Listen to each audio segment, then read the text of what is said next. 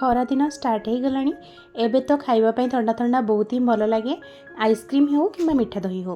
मु आज आपण मीठा दही गोटे सुंदर रेसिपी नहीं आसी भिडियोटी को स्किप न करी मूलर शेष पर्यटन देखूँ। नमस्कार, जय जगन्नाथ। लिमास किचन को आपण स्वागत। प्रथम ये मीठा दही प्रस्तुत करने गैस ऑन करी गोटे पैन बसई नहीं से अल्प टिके पानी देकी गोटे 2 चम्मच से नहीं गोटे गिना चीनी प्राय पाखापाखि मोर ये 250 ग्राम हम। चीनी देला परे आमे चीनी को भल भाव एपट सेपट करके भल भाव गोल नवा। तापर आम ये किसी समय चीनी को छाड़ी दबा।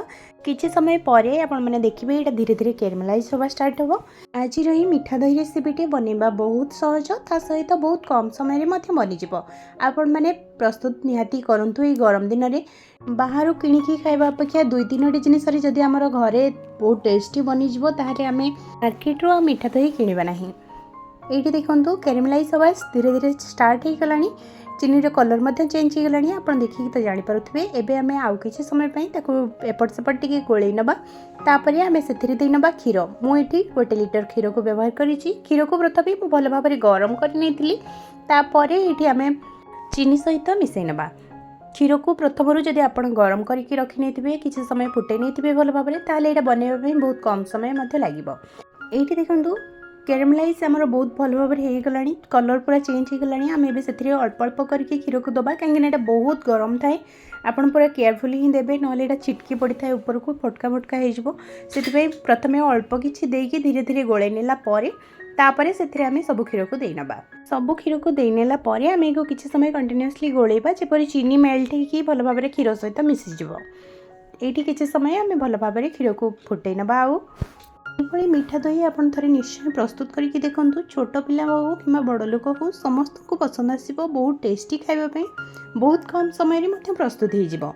आपण मैंने जदि मीठा दही को मुझे खरारे रखिक बनई जदि से भाव में प्रस्तुत करती ताले आपंकर यहाँ बहुत कम समय प्रस्तुत हो। ये क्षीर 10-15 मिनिट फुटिला देखो केते कम हो आसला।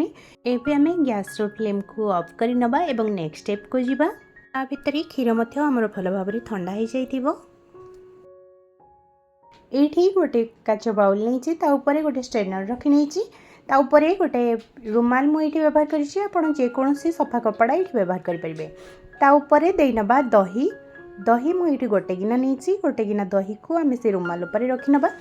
दही थी एक्स्ट्रा पानी सब बाहर जितेबले रुमाल को आम दही सहित भल भाव गोड़े नवा। जमी आम छेना को चुपुड़ती ठीक से भाव में दही को भल भाव रुमाल गोड़े नवा।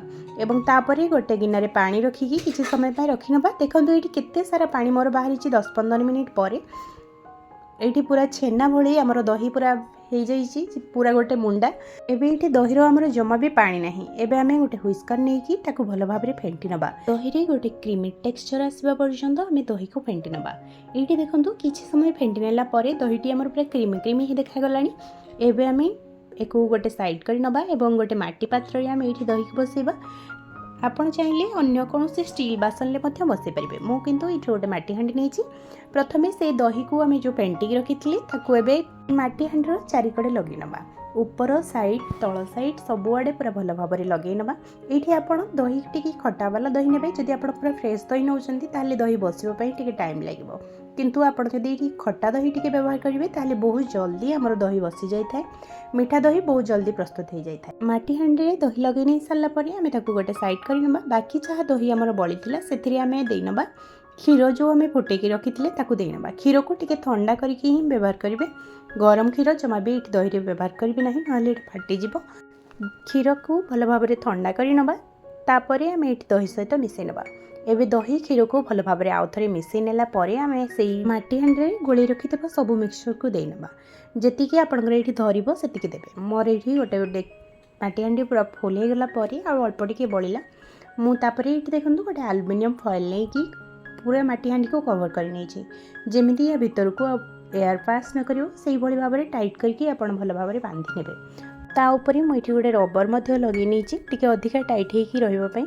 तापर देखो मुझे खरारे किसी समय रखी नहीं 2-4 घंटा खरारे रखी नेला आम 1 घंटा फ्रीजर रे रखी नवा। तापर ठंडा ठंडा सर्व करवा मीठा दही। आपड़ ये खरारे देला ଯେତେବେଳେ 3-4 ଘଣ୍ଟା ପରେ ଖୋଲିକି ଚେକ୍ କରିବେ ଯେ ଦହି ଭଲ ଭାବରେ ବସି ଯାଇଛି କି ନାହିଁ। ଯଦି ଦହି ଭଲ ଭାବରେ ନ ବସିଛି ତାହେଲେ ଆଉ କିଛି ସମୟ ମଧ୍ୟ ତାକୁ ଖରାରେ ହେଉ ନହେଲେ ଓଭରନାଇଟ୍ ମଧ୍ୟ ବାହାରେ ରଖିପାରିବେ। ଏଇଭଳି ମିଠା ଦହି ପ୍ରସ୍ତୁତ କରନ୍ତୁ ଏବଂ ଛୋଟଠୁ ବଡ଼ ସମସ୍ତଙ୍କୁ ବହୁତ ପସନ୍ଦ ଆସିବ ଏ ମିଠା ଦହି। ଦେଖା ହେବା ପୁଣି ଗୋଟେ ନୂଆ ଭିଡ଼ିଓ ସହିତ। ରହିଲି, ଜୟ ଜଗନ୍ନାଥ।